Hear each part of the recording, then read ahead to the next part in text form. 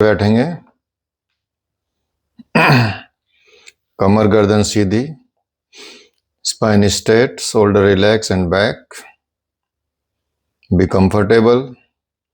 Close your eyes. Hands on gyan mudra और chin mudra. Chin parallel to the earth.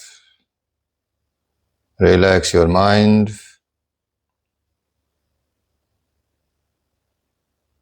Now mantra repeat करेंगे।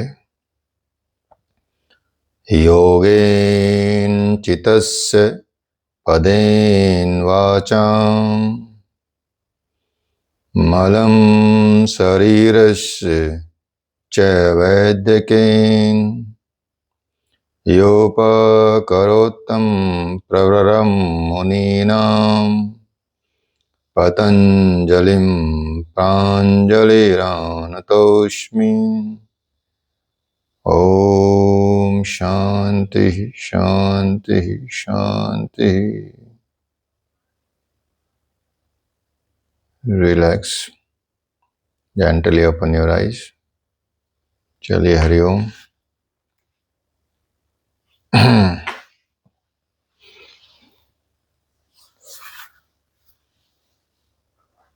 चलिए, योग का महत्व, इम्पोर्टेंस ऑफ योग, आज का टॉपिक रहेगा। इम्पोर्टेंस ऑफ योग, क्या महत्व है योग का। तो योग के महत्व के विषय में तो बहुत सारी चीजें लिख सकते हैं आप, लेकिन फिर भी कुछ क्षेत्र हैं जिन जिन में योग का महत्व को दर्शाया जाता है।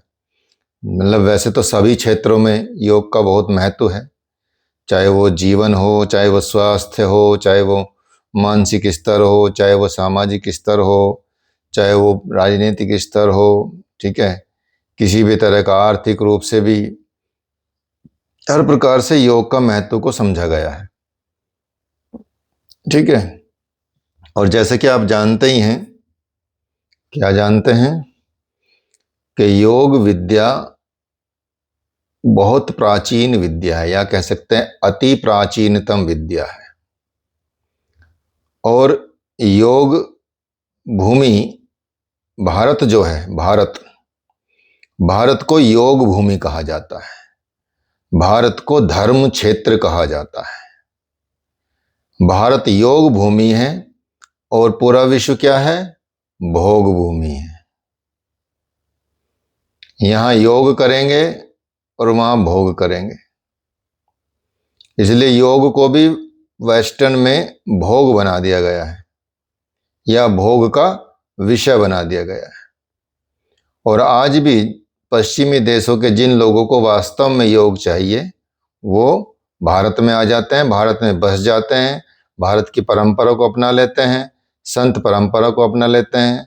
आप देखेंगे ऐसे बड़े बहुत ऋषि भी हैं आज के टाइम पे, महात्मा भी हैं, और महिलाएं भी हैं, माताएं भी हैं, जो यहाँ आके उन्होंने पूरा जीवन इसको दे दिया है, अपने योग को दिया है, अध्यात्म को दिया है। मस्तराम बाबा की एक कुटिया है, मस्तराम आश्रम है, अब तो, पहले तो कुटिया थी, गुफा थी, और गुफा में वो तपस्या करते थे ऋषिकेश में और जगहों पे। बहुत मतलब अवधूत संत थे, मतलब जो कह सकते हैं कि किसी भी सांसारिक चीज़ों से लिप्त नहीं थे कंप्लीटली।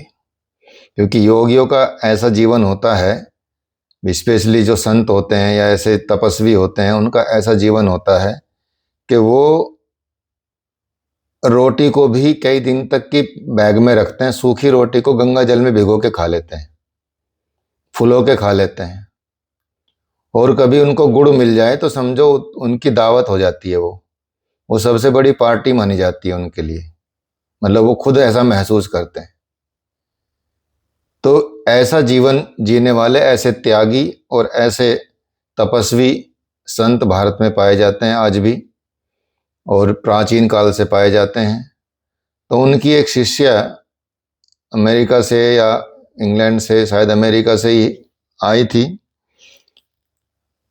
20-21 साल में उनके पास आ गई थी और उनकी सेवा में रही पूरा जन्म। और आज उनकी उम्र लगभग 80-85 साल हो गई है। नानी माँ से वो प्रसिद्ध हैं और वो एक मतलब कैंसर हॉस्पिटल चलाती हैं ऋषिकेश में। मस्तराम बाबा के आश्रम के ही वो कह सकते हैं कि संत हैं और ऋषिकेश में एक कैंसर हॉस्पिटल चलाती हैं कि अगर किसी को ऐसी स्टेज पे कैंसर हो गया कि जो अब उनका बचना मुश्किल नहीं है तो वो यहाँ आ जाए, हॉस्पिटल में रह ले और अपना जीवन भर तक यहाँ रह सकते हैं। तो इतना ज़्यादा परोपकार की चीज़ें रहती हैं। ठीक है, कुछ विलासिता के लिए भी आते हैं और कुछ अट्रैक्शन के लिए भी आते हैं, लेकिन कुछ कुछ बड़े साधक के रूप में भी आ जाते हैं। लेकिन आना उनको यहीं पड़ता है। वहां जाके योग सिद्ध नहीं होता, वहां जाके भोग सिद्ध हो जाता है और योग भी भोग बन जाता है। इसलिए आज जितने भी आप ऋषि महर्षि वहां देखेंगे वो सब एक तरह से मतलब कुछ ही को छोड़ के बाकी भोग में उतर आए हैं, चाहे कोई भी हो उसमें। तो आर्यवर्त भारत को कहा जाता था। भारत के कितने नाम हैं, कौन बताएगा? भारतवासी हो या विदेशी हो, ये बताओ। विदेश में रहते हो, भारत में रहते हो, इंडियन पासपोर्ट है या भारत विदेशी पासपोर्ट है सब लोगों का? हैं? भारतीय ही है। नाम बताओ भारत के, सारे नाम बताइए, कौन कौन सा नाम है भारत का? जम्बू द्वीप। हाँ, वेरी गुड। भरत खंड। भारत तो भरत खंड है। भारत का खंड जब वो यज्ञ करते हैं तो पंडित जी बताते हैं कि भारत खंड में इस जगह पे हम विराजमान हैं, तो भारत में ही आ जाए। आर्यवर्त। हाँ, आर्यवर्त तो मैंने अभी बताया ही है। ठीक है सर, हिंदुस्तान। हाँ, वेरी गुड, हिंदुस्तान। और हिंद भी बोला जाता है सर इसको, जैसे हिंद महासागर है उसके अकॉर्डिंग हिंद भी बोला जाता है। अच्छा, चलो ठीक है, और बताओ। बाकी इंडिया। इंडिया है ये अंग्रेजी में। इंडिया हो गया, भारत हो गया, जम्बूद्वीप हो गया, आर्यवर्त हो गया, हिंदुस्तान हो गया। अब भारत वो भारतवर्ष ही की बात है, और तो कुछ नहीं बचा। ब्रह्मवर्त हो गया, चलो एक और हमने बता दिया। हिंदुस्तान क्यों बोलते हैं भारत को? हिंदुओं का स्थान है रहने। हाँ, कितने हिंदू हैं भारत में, कितने %? हैं 70% है। 70% नहीं, ज्यादा है। हाँ, 79 के आसपास हैं। पहले 80 थे, 80 समथिंग थे, अब 79 हो गए। कई लोग बताते नहीं है, वो कन्वर्ट हो जाते हैं, वो ऐसे छद्म काफी लोग। अच्छा ईसाई बन जाते हैं ना ये। हाँ, क्रिश्चियन। हाँ, ये लोग क्योंकि वो बताएंगे तो फिर उनको वो रिजर्वेशन के बेनिफिट नहीं मिलते। ठीक है, फिर भी जो जनगणना में हम तो आंकड़ों को मानेंगे ना। चलो वैसे हाँ, आंकड़ों को नहीं मांगेंगे, आंकड़ों को मानेंगे। ठीक है, तो हिंदुस्तान हिंदुओं की वजह से कहते हैं, ये बिल्कुल गलत है। ठीक है, ऐसे तो नेपाल को हिंदुस्तान बोलना चाहिए कि वहां तो सबसे ज्यादा हिंदू हैं परसेंटेज के हिसाब से। ठीक है, एक नदी है सिंधु, नाम सुना होगा, सिंधु नदी, इंडस रिवर। ठीक है, तो इंडस रिवर जो है उसको सिंधु बोलते हैं। और सिंधु जो क्षेत्र था वो बहुत व्यापारिक क्षेत्र था, दूसरे देशों से व्यापार करता था वो क्षेत्र, जिसमें हड़प्पन सिविलाइजेशन डेवलप हुई थी। अब उनका व्यापार होता था पर्शियन क्षेत्र से भी, फारसी क्षेत्र से, फारस से। फारस है दजला और फरात रिवर, मतलब टिग्रिस और यूफ्रेट्स रिवर के बीच का क्षेत्र, जो आजकल ईरान है। ईरान फारसी था। वहाँ का एक ग्रंथ मिला जैन अवेस्ता, 1400 साल पुराना, जैसे कि हमारे वेद मिले हैं। ठीक है, उनमें वो जो उच्चारण करते हैं, प्रोनाउंस करते हैं, सैको है करते हैं। तो फारसियों के द्वारा सिंधु को हिंदू बोला गया और सिंधु के पूर्व के क्षेत्र को हिंदुस्तान बोला गया। हिंदुस्तान का धर्म से कोई संबंध नहीं है। हिंदुस्तान शब्द का किससे संबंध है? नदी से और उसके आसपास के क्षेत्र से। ऐसे तो हिंदुस्तान बोला गया, ठीक है। और इंडिया, वहीं जो ग्रीक आए थे यूनानी, उन्होंने सिंधु को इंडस कहा और इंडस के आसपास रहने वाले को लोगों को इंडियन कहा और इसकी भूमि बाद में कही गई इंडिया। ऐसे भारत में इंडिया नाम पड़ा। तो इंडिया नाम दिया गया ग्रीक्स के द्वारा, यूनानियों के द्वारा। हिंदुस्तान नाम दिया गया किनके द्वारा?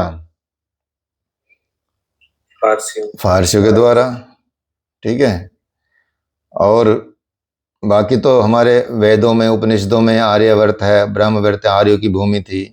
ये ब्रह्म देश कहा जाता है, ब्रह्म ऋषियों का देश कहा जाता था, ब्रह्मव्रत हो गया, ठीक है। भारत के नाम पे भारत पड़ा, जो चक्रवर्ती सम्राट थे, जो एक छत्र शासन किया था, उनके नाम पे भारतवर्ष पड़ा। जम्बूद्वीप क्यों पड़ा? आपने सबसे पहले जम्बूद्वीप का नाम लिया था, बताइए। द्वीप है क्योंकि समुद्र है नीचे और वो द्वीप है, पर बहुत बड़ा द्वीप है। द्वीप किसे बोलते हैं पहले ये बताइए। जो What do you mean by द्वीप? टापू जैसे होता है जो, हाँ, जिसके चारों तरफ पानी होता है उसी को तो द्वीप बोलते हैं। और जिसके 3 तरफ पानी हो, चौथी तरफ पानी कहाँ है भारत के? दक्षिण, पूर्व, पश्चिम में तो, उत्तर में कहाँ पानी है? समुद्र है? समुद्र तो नहीं है उत्तर में। तो इसको क्या बोलते हैं? प्रायद्वीप। इसको द्वीप नहीं बोलते, इसको प्रायद्वीप बोलते हैं। पेनिनसुला, पेनिनसुलर इंडिया ऐसा बोला जाता ना, दक्षिण भारत को पेनिनसुला। तो ये पेनिनसुला प्रायद्वीप है, अर्थात द्वीप नहीं है। और जम्बूद्वीप जिस एरिया में, जिस क्षेत्र में सबसे ज्यादा जामुन के वृक्ष पाए जाते हैं पूरे विश्व में, जम्बू। और ये जम्बूद्वीप केवल यहां खत्म नहीं होता कि भारत में जम्मू कश्मीर तक ही है। ये रशिया में जब तक आर्कटिक सागर नहीं आता ना, तब तक जम्बूद्वीप है। मतलब श्रीलंका से लेके और ऊपर पूरे रशिया, साइबेरिया को क्रॉस कर जाओगे, आर्कटिक सागर तक जाओगे, इस पूरे क्षेत्र का नाम जम्बूद्वीप है। अब क्योंकि भारत ने इसको पहचाना तो इसलिए भारतीय क्षेत्र को ही जम्बूद्वीप ज्यादा कहा। ऊपर तो जनसंख्या रहती ही नहीं थी पहले भी, अभी भी कहाँ रहती है, बहुत कम है, पॉपुलेशन तो यही है।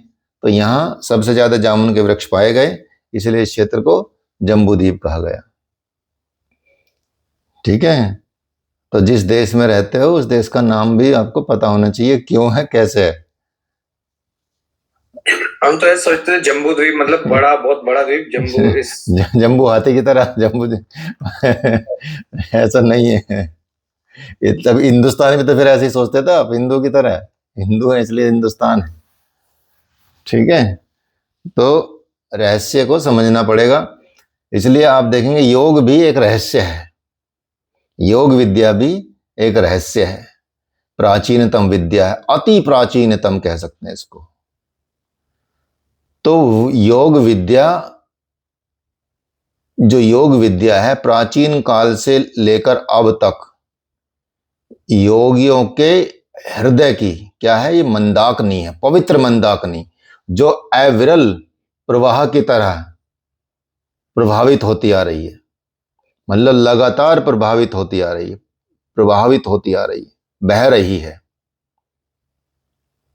ठीक है।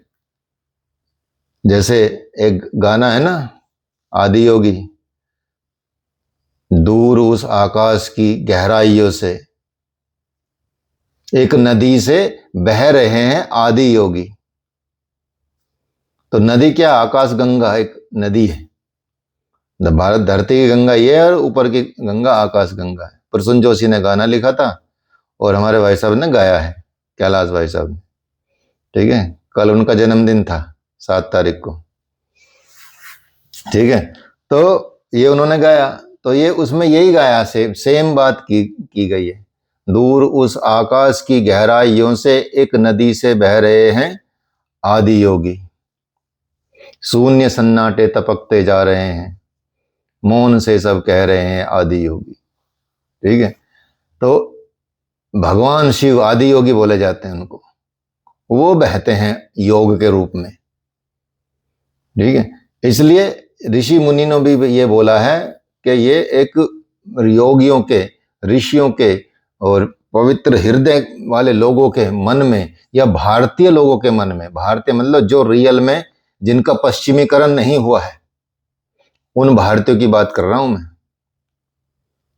जिनके वस्त्र आज भी भारतीय परंपरा से प्रभावित होते हैं, जिनकी विचारधारा आज भी भारतीय परंपरा को सर्वोपरि मानती हैं, जो एक दो अंग्रेजी में बोलने वाले शब्दों से नहीं इफेक्ट हो जाते हैं।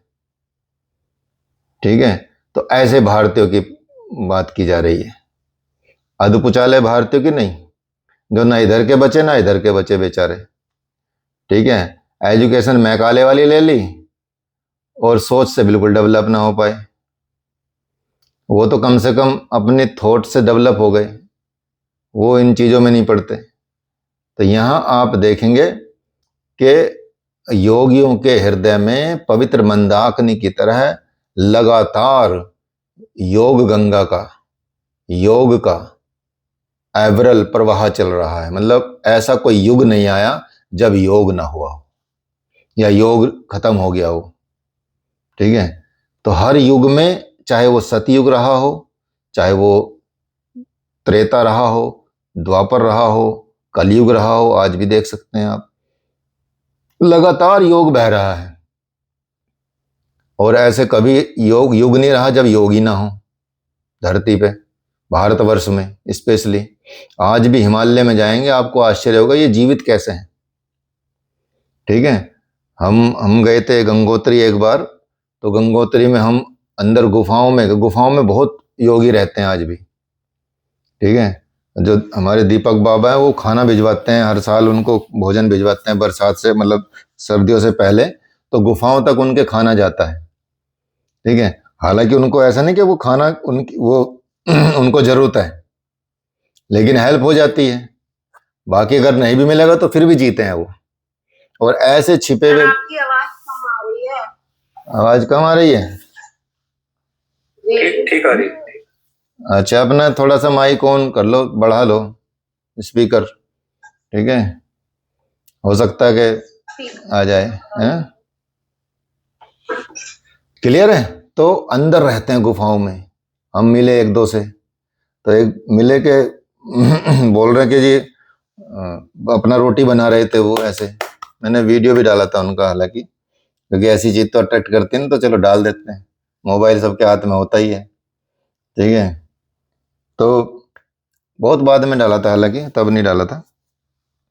तो बोल रहे कि बाबा रामदेव आए थे यहाँ मेरे पास मिलने अभी, और मेरे साथ फोटो वोटो खिंचवा रहे और कुछ कह रहे, मतलब कुछ बोलने को बोल रहे मेरे बारे में कि मेरे बारे में बोलो कि मैंने नहीं बोला, मैं कुछ नहीं बोला उनके बारे में, क्या है क्या नहीं। तो ऐसे अंदर छिपे हुए वो, मतलब अपना भोजन खुद बनाते हैं, चूल्हे पे बनाते हैं, इकट्ठी करते हैं लकड़ियाँ, अंदर रहते हैं बिल्कुल। जब बर्फ पड़ जाती है, कोई नहीं जाता, तब भी वो जीवित रहते हैं। ठंड में भी वो जीवित रहते हैं, गर्मी में भी, गर्मी तो खैर वहाँ होती ही नहीं है। तो ऐसे योगियों का आज भी अस्तित्व भारत में मिलता है।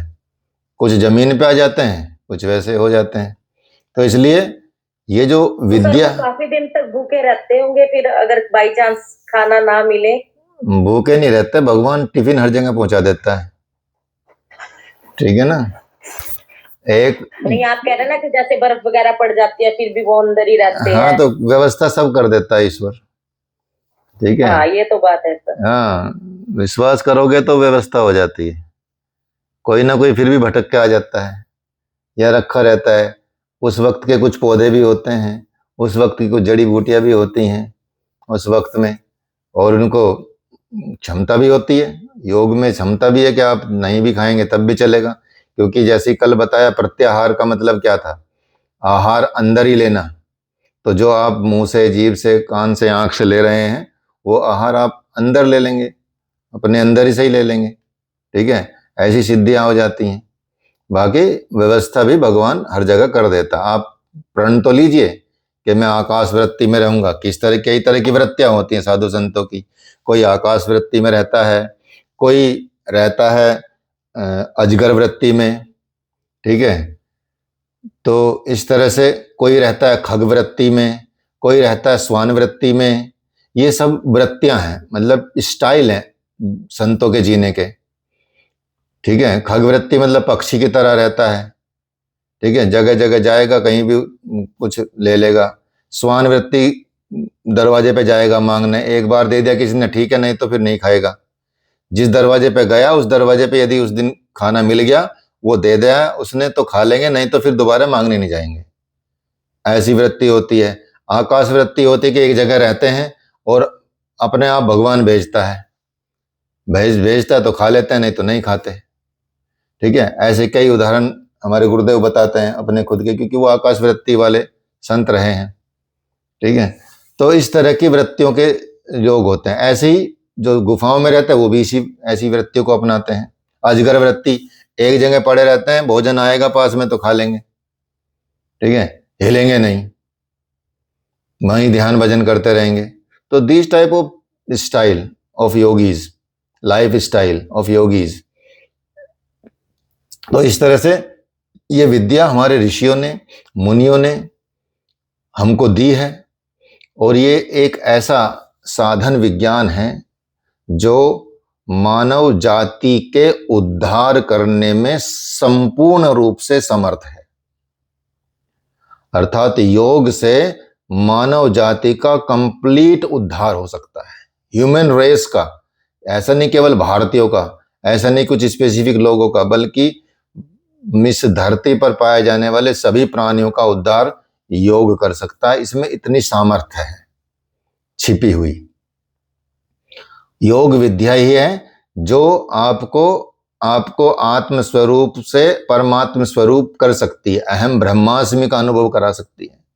मैं ही स्वयं ब्रह्म हूं, अहम ब्रह्मास्मि, उसका अनुभव करा सकती है। यही है जो आत्मा से परमात्मा का मिलन संभव करा सकती है। ये योग विद्या है। यही योग विद्या है जो मनुष्य के मस्तिष्क का, शरीर का नियंत्रण प्राप्त हो सकता है।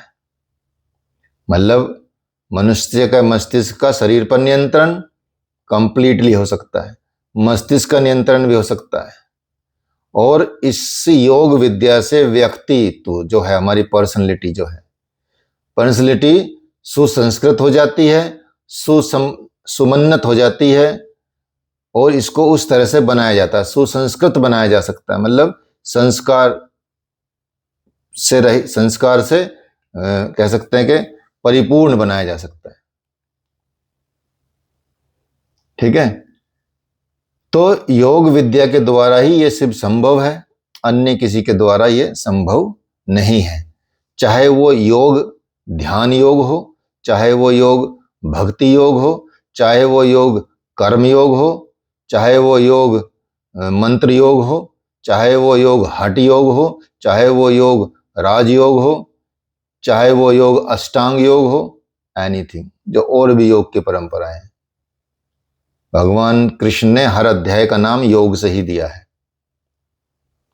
अर्जुन विषाद योग, सांख्य योग, ठीक है, संन्यास योग, संन्यास कर्म योग, ध्यान योग, ठीक है, इस तरह से भक्ति योग, ठीक है, दैवासुर संपदा योग, त्रिगुण विभाग योग, कर्म संन्यास योग, ये सारे अध्याय भगवद गीता के ऐसे चलते हैं योग के।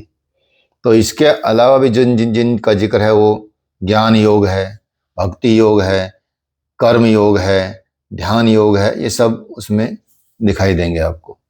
तो इसलिए योग से हम सुसंस्कृत बनते हैं, हमारे संस्कार अच्छे होते हैं, और संस्कारों का काम ही होता है शुद्ध करना, पवित्र करना, निर्मल करना। तो यदि हम योग विद्या को मानव धर्म से अलग कर दें तो मानव जाति का उद्धार संभव नहीं है। भारत ने आज तक इतिहास में अपने आप से कोई युद्ध नहीं लड़े। जब इन पे आ पड़ी भारत पे, तब युद्ध लड़ना पड़ा। ऐसा इतिहास में कोई उल्लेख नहीं मिलता, एक को छोड़ के। ठीक है, दक्षिण के राजाओं ने, जो चोल थे, चेर चोल पांडे राजा थे, इन राजाओं ने एक बार दक्षिण भारत की जो कह सकते हैं, जो इंडोनेशिया वाला क्षेत्र है, मलाया क्षेत्र, इस तरह क्षेत्र में, उसमें बस एक बार अटैक किया था अपने आप से। अदरवाइज पूरे विश्व में आप देखेंगे जितने भी युद्ध हुए हैं और आज भी जो युद्ध हो रहे हैं, कौन कर रहा है? जिनके पास योग नहीं है वो कर रहे हैं। ठीक है, और योग भी है तो भोग रूप में है। उन्होंने योग को ही भोग रूप बना लिया। अब कोई बियर योग कर रहा है, ठीक है, अब कोई कुछ और योग कर रहा है, अलग अलग नाम दे दिए हैं अट्रैक्शन के साथ में, हॉट योगा, बियर योगा, ये योगा, रोप योगा, डांस योगा, ऐसे। अब तो म्यूजिक से चला चला के, म्यूजिक जैसे डीजे चलते हैं ना, ऐसे चल के योग कर रहे हैं, उन आसन का फ्लो बना रहे हैं, वो भी, उसमें भी वो डांस कर रहे हैं। तो वृत्तियां तो वैसी फैल रही हैं, जबकि इसमें तो कंसंट्रेट करना है। इसलिए लोगों को ये बोरिंग लगता है योग ना, बोर लगता है कि बोर चीज क्यों करना है यार, कुछ डांस हो जाए, म्यूजिक हो जाए, एंजॉयमेंट होए। इसलिए योग सीखने जो आते हैं, योगा रिट्रीट ज़्यादा फेमस हो रही हैं, उनमें यही कराते हैं, डांस कराते हैं, रेन डांस कराते हैं, ठीक है, पूल पार्टी कराते हैं, ठीक है, ऐसे नाटक चल रहे हैं योग के नाम पे। तो दैट इज नॉट योग, दैट इज कंप्लीटली भोग। योग वो है जो आप अब पढ़ रहे हैं, समझ रहे हैं, रियल में उसका मीनिंग जान रहे हैं, उससे क्या हो सकता है वो जान रहे हैं, दैट इज योग। रियल में योग ही है। तो इसलिए योग विद्या के द्वारा मनुष्य का कल्याण संभव है। और यदि योग विद्या को मानव धर्म से अलग कर दिया जाए तो मानव जाति का, जैसे कि आपको बताया, कि उद्धार बहुत मुश्किल है, नहीं हो सकता। क्योंकि योग जो है मानव जाति का, वो एक दिव्य चक्षु है, दिव्य आंख है।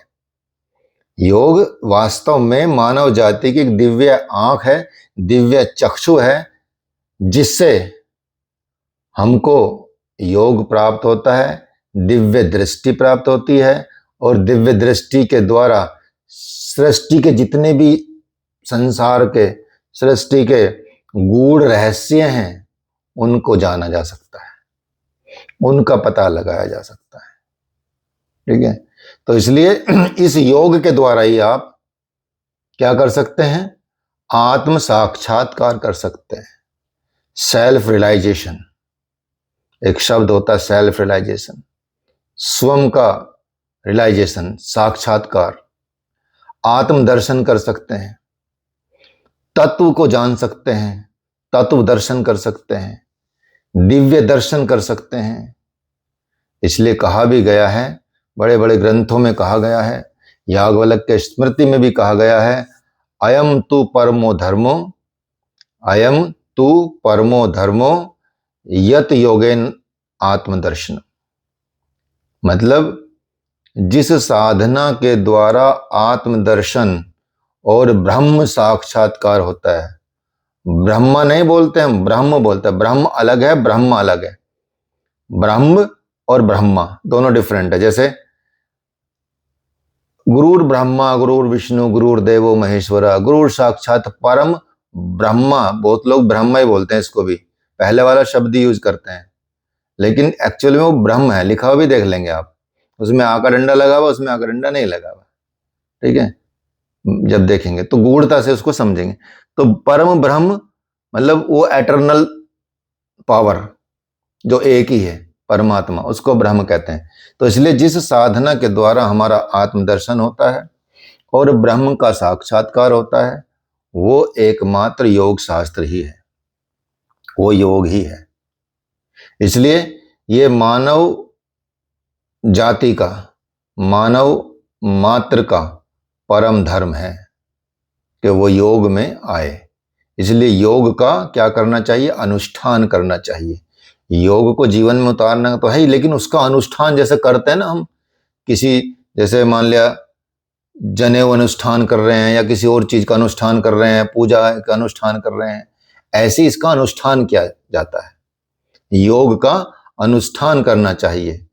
आत्म साक्षात्कार, आत्मज्ञान से ही हमको मुक्ति मिल सकती है, और आत्मज्ञान के बिना ये संभव नहीं है।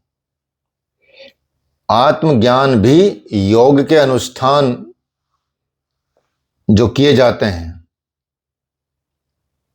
उसके बिना, आत्मज्ञान के बिना वो भी, या योग के बिना भी संभव नहीं हो पाता। इसलिए इस अनुष्ठान का समय क्या होता है, कितने दिन तक करना चाहिए, कब तक करना चाहिए, तो इसका बताया गया है कि ये योग को हमको दीर्घ काल तक अपनाना पड़ता है। इस योग के अनुष्ठान को दीर्घ काल तक करें। इसके बारे में महर्षि पतंजलि बोलते हैं, दीर्घ काल तक करने के बारे में बोलते हैं कब तक करें योग, कि जी ऐसा है 2 साल तक कर लें, 2 साल का कोर्स है, 2 साल एमए हो जाएगी, बस योग हो गया। ठीक है, ऐसे कोई डिप्लोमा कर लेगा, कोई 1 महीने का कर लेगा, कोई 10 महीने का कर लेगा, ठीक है कर लो भाई। लेकिन महर्षि पतंजलि क्या बोलते हैं कि सुनो ध्यान से, कि सैतु दीर्घ काल नैरंतर्य सत्कार सेवितो दृढ़ भूमि, अर्थात यह अभ्यास दीर्घ काल तक चले। पहले तो दीर्घ काल का इसमें मतलब होता है जब तक आपको मोक्ष ना मिल जाए, दैट इज कॉल्ड दीर्घ काल। There is no specific time. ठीक है, वो हो सकता है आपके जन्म के साथ ही मिल जाए, वो स्तर आ जाए अगर आपने पूर्व जन्मों में किया है, और हो सकता है आपको 10 जन्म लग जाए, हो सकता है इस जन्म में भी कर लें। लेकिन जैसे क्रिया योग के कुछ ऋषियों ने, महर्षियों ने कहा है कि वैसे तो मनुष्य का उद्धार होता है लगभग 10,000 वर्षों में, लेकिन योगी लोग उस समय को संकुचित कर देते हैं और वही स्थिति प्राप्त कर लेते हैं 3.5 साल में। 10,000 वर्ष के समय को वो सिकोड़ देते हैं, छोटा कर देते हैं अपनी योग साधनाओं से, और प्राप्त कर लेते हैं उस चीज को ही जो 10,000 साल में एक साधारण मनुष्य प्राप्त करता है, या धीरे धीरे उसका इस तरह से बढ़ता जाता है और 10,000 साल लगते हैं उस उद्धार के लिए। उस बीच में कई योनियों में वो जन्म लेता है। जैसे पाप कर्म करेगा तो नीचे भी चला जाएगा, ऊपर आ जाएगा। इंसान में जन्म लेगा तो इंसान में भी तो वैरायटीज हैं। एक इंसान नाले में पल रहा है, गटर में पलता है, झुग्गी झोपड़ी में पलता है, एक इंसान बहुत ऊंचाई पे पलता है। अलग अलग लेवल है। तो कुछ तो कर्मों का खेल रहा होगा कि पैदा होते ही गरीब हुए और पैदा होते ही अमीर हुए। उससे पहले तो कोई ऐसा नहीं कर्म कर लिए कि भाई पैदा होने के बाद यदि कोई सोचे कि हम अमीर गरीब होएंगे अपने कर्मों से, उससे पहले जो कर्म कर चुके पिछले जन्म में, उसकी वजह से तो आपका जन्म हुआ ऐसी जगह पे। तो वही हम आपको सोचना चाहिए कि हम अपना अगला जन्म अब किस तरह से सुधार कर लें, क्योंकि स्वतंत्रता है आपको सोचने समझने की और इच्छा है। तो इसलिए ये अभ्यास दीर्घ काल तक किया जाना चाहिए और निरंतर किया जाना चाहिए। पहली बात, दीर्घ काल तक हो, निरंतर हो। लेकिन कैसा निरंतर करना चाहिए? सत्कार सेवित हो, अर्थात इसमें सत्कार के साथ, इज्जत के साथ, इसको आदर्श मानते हुए, इसको सम्मान देते हुए। योग का आजकल सम्मान नहीं हो रहा है। आप देखेंगे योग का बहुत विकृत रूप से चल रहा है, और इसलिए योग सिद्ध नहीं हो रहा है। धर्म अर्थ सिद्ध हो रहा है, पैसा सिद्ध हो रहा है, योग सिद्ध नहीं हो रहा है। ठीक है, तो इसलिए निरंतर करें, दीर्घ काल तक करें, सत्कार पूर्वक करें। आदर सत्कार बोलते हैं ना, आदर सत्कार, किसी का रेस्पेक्ट, विद ड्यू रेस्पेक्ट। योग को ड्यू रेस्पेक्ट करना पड़ता है, और सेवा के साथ करें और श्रद्धा के साथ करें। इसमें श्रद्धा भी होनी चाहिए आपकी। अगर श्रद्धा नहीं है तो भी सिद्ध नहीं होगा। बोलेगा कि क्या होता है योग से, ठीक है, करके तो देखा बहुत, हमको तो कुछ फायदा ना लगा। ठीक है, ऐसे ऐसे विचार आने लगेंगे, क्योंकि सत्कार नहीं है, श्रद्धा नहीं है, इसलिए कहाँ से योग सिद्ध होगा। इसलिए योग साधना की सिद्धि के लिए आपका निरंतर उत्साह बने रहना जरूरी है, उत्साही बने रहना जरूरी है। अटूट साधना होनी चाहिए, दृढ़ विश्वास होना चाहिए, श्रद्धा होनी चाहिए, सत्कार होना चाहिए योग के प्रति, और साथ में योग गुरु का मार्गदर्शन होना चाहिए। जब योग गुरु का मार्गदर्शन होता है तो 100 किलोमीटर यदि आप 10 दिन में पूरी तैयारी मतलब पार कर रहे हैं, तो 100 किलोमीटर यदि एक दिन में पार करते 1 घंटे पार कर जाएंगे 100 किलोमीटर। यात्रा इतनी छोटी कर देते हैं योग गुरु, मतलब गुरु बोल लो या योग गुरु बोल लो। जो लंबी यात्रा आप करते 10 साल में, वो सिकोड़ के 1 साल में आपको कंप्लीट करा देंगे। ठीक है, इसलिए मार्गदर्शन की आवश्यकता होती है। बिन गुरु ज्ञान कहाँ से पाओ, बिना गुरु के ज्ञान नहीं आता। शब्दों के फेर में उलझे रहेंगे कि ये क्या है। ठीक है, इसलिए जरूरी है, तो तभी हमारी योग साधना में प्रगति हो सकती है। ये महर्षि पतंजलि बोल रहे हैं, हम नहीं बोल रहे हैं अपनी तरफ से कुछ भी। कभी ये सोचो हम बोल रहे हैं, ठीक है, हम ऋषियों की बातें ही बोलते हैं, शास्त्रों से ज्यादा हिलते नहीं है इधर उधर हम। ठीक है, तो इसलिए शास्त्रों को प्रमाण मानना चाहिए, ऋषियों को प्रमाण मानना चाहिए, उन पे कोई शंका नहीं करनी चाहिए। तो इसलिए इस योग साधना में आप देखेंगे, जिन ऋषियों ने इस योग साधना में अपने को दिया है, अपना जीवन दिया है, उनको वेद के ज्ञान प्राप्त हुए हैं। बिना पढ़े, बता रहा हूं, कोई पढ़ने से नहीं होते, बिना पढ़े वेद के ज्ञान प्राप्त हुए, और इसलिए उनका जीवन दीर्घ रहा है, सुखी रहा है, स्वस्थ रहा है, क्योंकि ये कला जीवन जीने की योग विद्या को अपनाने से ही आती है। लेकिन धीरे धीरे क्या हुआ, धीरे धीरे ये योग विद्या लुप्त हो गई थी, इसको कोई जानता नहीं था। लेकिन वर्तमान समय में अब संकट आ गए लोगों के ऊपर। क्या संकट आ गए? रोग, बीमारियां आ गई। ठीक है, भय होने लगे हर चीज का, टेंशन आ गई है, चिंता हो गई है बहुत सारी चीजों की, स्ट्रेस हो गया है, ठीक है, डिप्रेशन आ गया है, ये सारी चीजें आ गई हैं। तो अचानक से फिर याद आया लोगों को, यार योग भी एक चीज है। कुछ बाबा रामदेव ने बहुत अच्छे पॉपुलर किया, दोबारा से रीजन मतलब उसको करने वाले रिनेसा, पुनर्जागरण जिसको बोलते हैं, रिनेसा करने वाले बाबा रामदेव ही रहे। उससे पहले नहीं योग ज्यादा लोग करते थे, बस चुपचाप 2 एक इंस्टीट्यूट थे ऋषिकेश में, वही चल रहे थे और बहुत बढ़िया चल रहे थे। ठीक है, एक तो हमारे परिचित का ही था, तो मतलब इतने ज्यादा नहीं थे। आज जिसके 2 रूम है ना ऋषिकेश में, उन्होंने भी योग इंस्टीट्यूट खोला हुआ है। फिर 5 तो आएंगे अंग्रेज कम से कम, 3 रख लेंगे, 6 रख लेंगे, 1 लाख रुपए देंगे 10 दिन के, 15 दिन के, तो कम से कम 6 लाख रुपए आएंगे। खर्चा होएगा 2 लाख रुपए, 4 लाख महीना, फिर भी बच रहा है। ठीक है, ऐसा ऐसा करके वहीं पंचकर्मा खोल लिया, ये कर लिया। अब हर गली में आप देखेंगे, पूरा जोंक गांव, पूरा ऋषिकेश तपोवन, पूरा लक्ष्मण जिला के मार्केट में आपको योग इंस्टीट्यूट, कोई कुंडली जगा रहा, कोई कुछ जगा रहा है, ठीक है, कोई साउंड जगा रहा है, सब कुछ करा रहे हैं। ठीक है, इतना सारा चल गया। वहीं बराबर में फिर वो खुले हुए हैं कैफे, बच्चे वहां पढ़ते हैं, फिर कैफों में खाते हैं जाके। ठीक है, वहाँ पिज्जा बर्गर सब मिलता है, पास्ता बर्गर ये वो। जिसमें हम पढ़ते थे ऊपर हिमालय में था इंस्टीट्यूट, वहाँ आते थे अंग्रेज भी। ठीक है, तो सैटरडे संडे को, मतलब सैटरडे की सुबह क्लास होती थी, शाम को फ्री रहता था, शाम को मर्जी अपने आप प्रैक्टिस कर लो, और संडे छुट्टी होती थी। तो हर संडे को ये अंग्रेज लोग सब नीचे आ जाते थे पहाड़ से उतर के, क्योंकि वैसे तो रास्ता नहीं था, पैदल आना पड़ता था, पैदल जाना पड़ता, चढ़ाई करके जाना पड़ता था। ठीक है, टिपिकल था आना जाना भी। तो नीचे आते थे सैटरडे संडे को या सैटरडे शाम को भी, और वहाँ नीचे आके पूरा रेस्टोरेंट में अपने कैफे वैफे में, जर्मन बेकरी हो गया, ये कैफे हो गया, बुद्धा कैफे हो गया है, तत्व कैफे हो गया, ऐसे ऐसे कैफों के नाम है वहाँ पे, उन सब में आते कुछ कुछ तो ड्रिंक व्रिंक करते थे आके नीचे। कई जगह पे छिपे रूप से मांस मदिरा भी मिलती है ऋषिकेश में। अब तो खैर बहुत कुछ बदल गया, अब तो सिस्टम बदल गया। मैं लगभग 7-8 साल पहले की बात कर रहा हूँ, ठीक है, जब हम सीखते थे।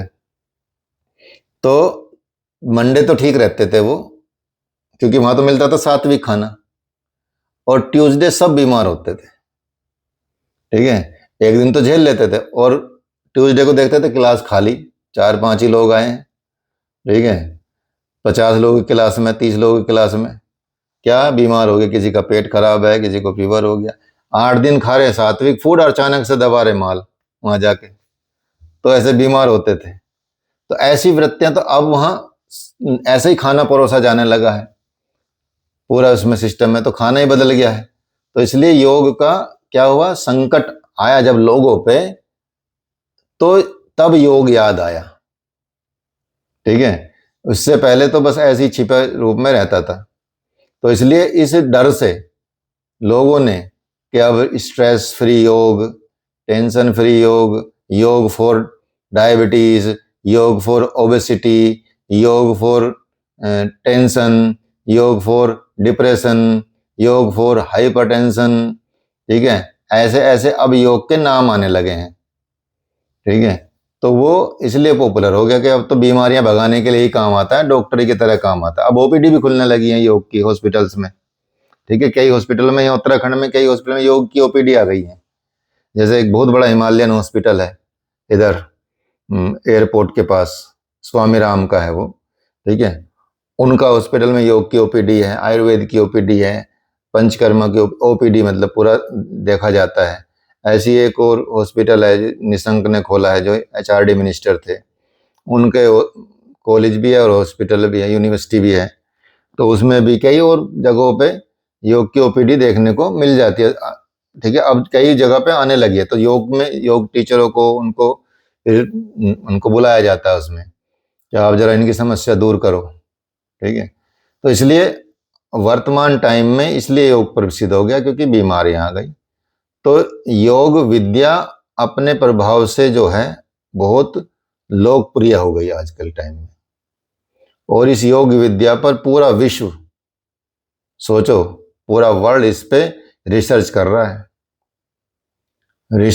है, कि ये योग विद्या, क्योंकि जितनी साधारण मनुष्यों के लिए उपयोगी है आज के टाइम पे, उससे कहीं ज्यादा तो उपयोगी उनके लिए है जो मुमुक्षु के साधक हैं, अर्थात जिनको मोक्ष चाहिए। मुमुक्षु मतलब जिनको मोक्ष को चाहने वाले लोग, वो मुमुक्षु कहे जाते हैं, ठीक है। तो इसलिए योग विद्या उनके लिए हो गई है आज के टाइम, मतलब उनके लिए बहुत महत्वपूर्ण है, मतलब आज के टाइम के लोगों के लिए तो है ही, जो साधारण लोग हैं, लेकिन उनके लिए और उपयोगी है।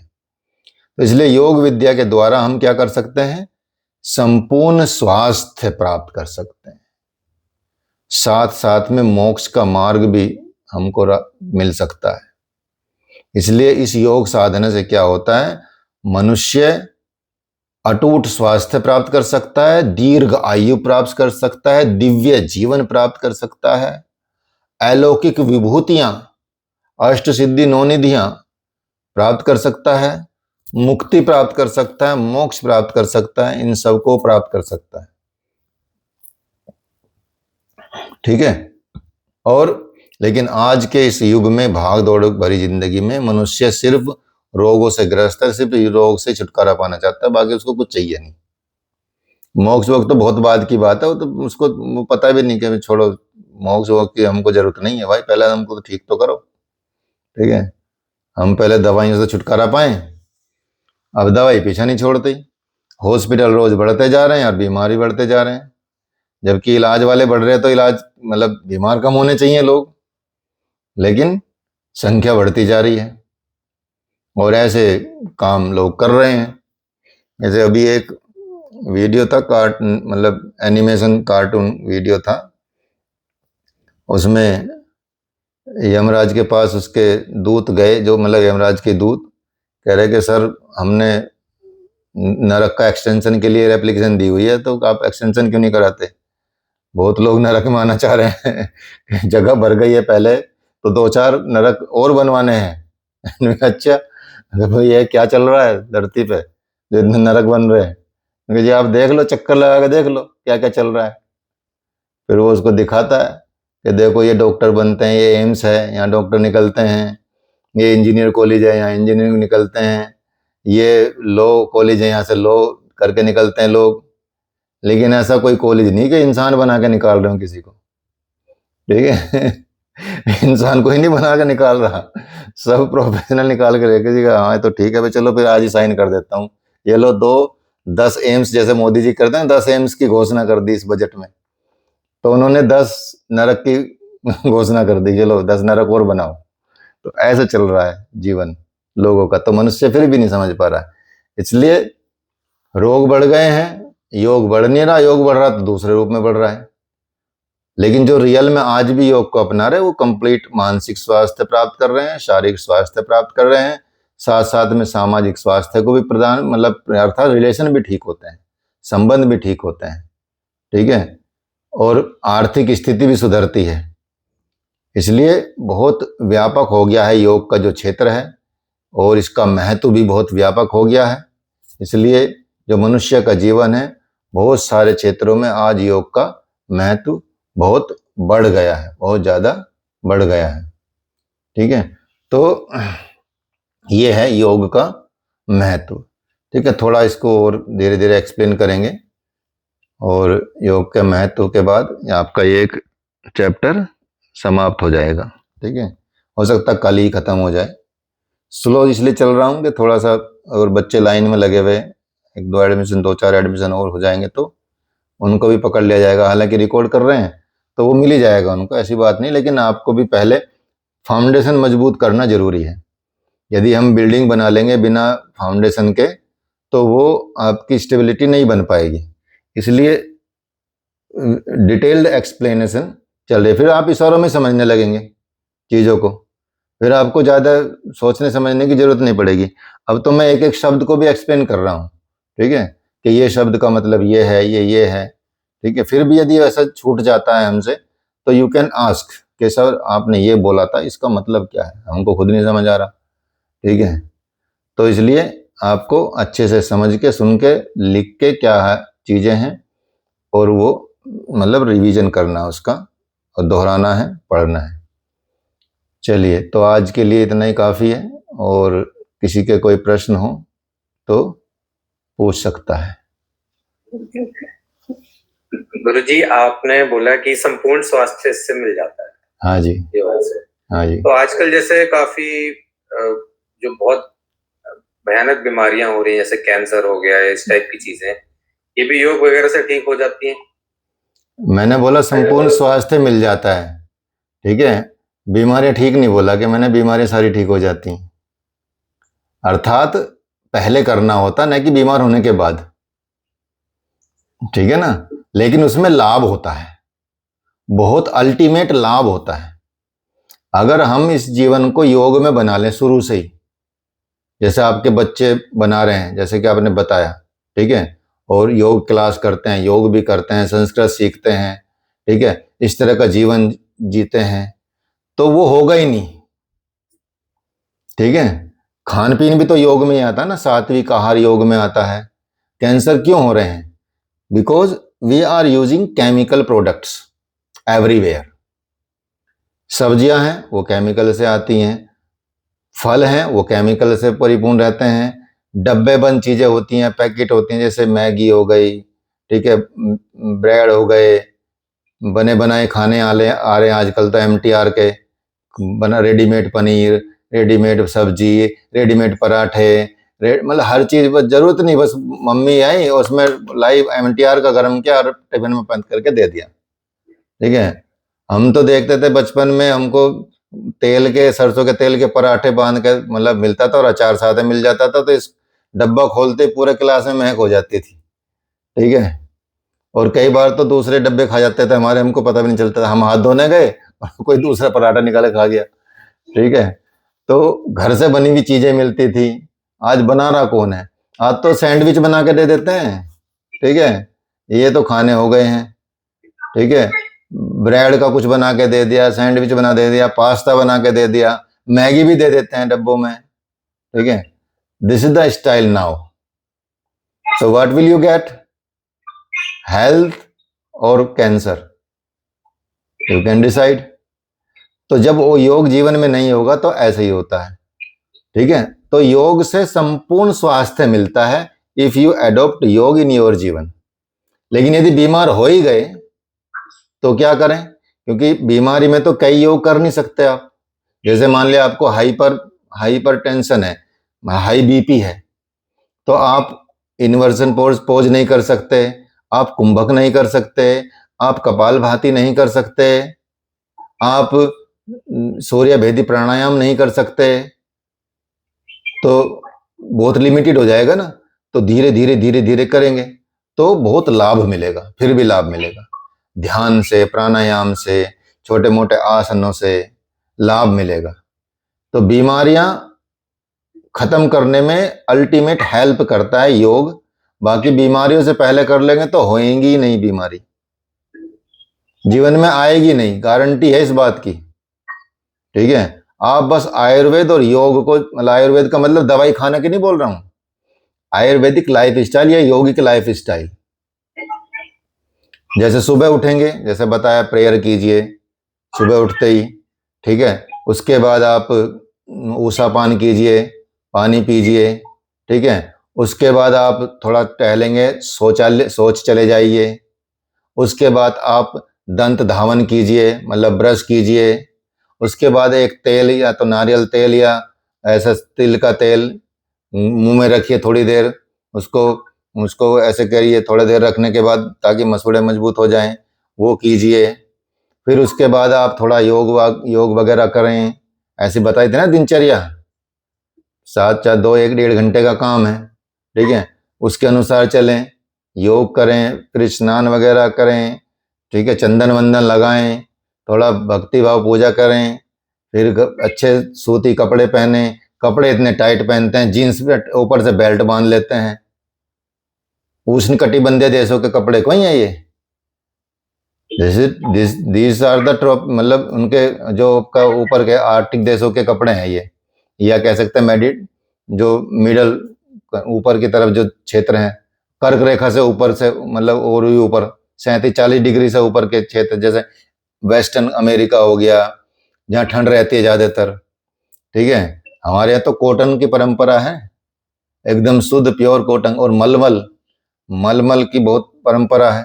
इस तरह के कपड़े यदि आप धारण करेंगे, शुद्ध देसी कपड़े, खुले हुए, हवा से परिपूरित, सुंदर सुंदर भी कपड़े आते हैं, ऐसे नहीं कि बस लट्ठे का पजामा और अट्ठे का कुर्ता टाइप के ही आते हैं, मतलब सुंदर भी आते हैं। आप मलमल खरीद के देखो, थोड़ी सी महंगी आएगी, लेकिन उसके कपड़े कितने सुंदर होते हैं। आजकल तो महिलाओं के ज्यादा बनते हैं। मलमल के कपड़ों के बारे में ये कहा जाता था, व्यापार होता था मलमल का, जिसको, ठीक है, इसमें मिलता पश्चिम बंगाल की तरफ बहुत होता है वो मलमल, ठीक है। तो सूती होता, बहुत बारीक और अच्छा सूती, एकदम सॉफ्ट वाला सूती कपड़ा होता है, ठीक है। गुड अर्थ में जाएंगे, कई ऐसी कंपनी जाएंगे जहाँ पे आपको मलमल के कपड़े मिलेंगे।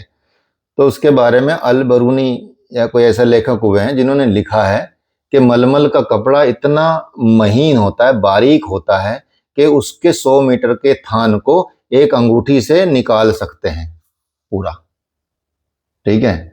और इतना महीन होता है, इतना स्ट्रोंग होता है कि सुई भी उसको छेद ना पाए।